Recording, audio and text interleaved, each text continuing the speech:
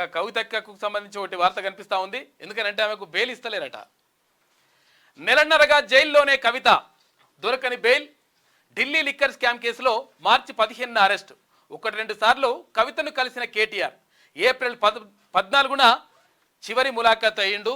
ఇప్పటి వరకు ఇక ఎంత అవుతుంది, 15 రోజులు అయిపోయింది. కానీ ఇప్పటి వరకు ఒక్కసారి కూడా మళ్ళీ కలుస్తలేరంట, అటు తొంగి చూస్తలేరంట, కనీసం అక్కను పట్టించుకుంటలేరంటే ఏమైపోతుందో అని చెప్పేసి బాధపడుతున్నారు అక్కడ.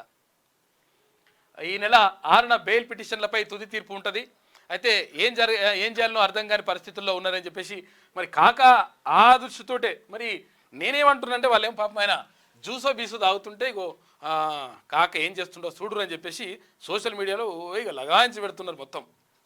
ఎక్కడికక్కడ పాపం అది కాక మరి జ్యూస్ తాగుతున్నాడా లేకపోతే ఇంకేమైనా ఆయన టానిక్ ఏమైనా తాగుతున్నాడో తెలియదు. కానీ బస్సు యాత్రలు ఉన్నప్పుడు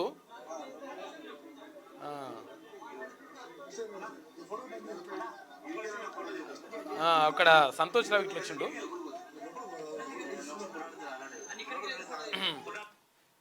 మద్యం తాగడం ఆరోగ్యానికి హానికరం, కానీ కాకపోతే అంటే ఇది మరి జ్యూసా ఏందో తెలియదు. కానీ అయితే మొత్తం ట్రోల్ అవుతుంది మొత్తం మీద.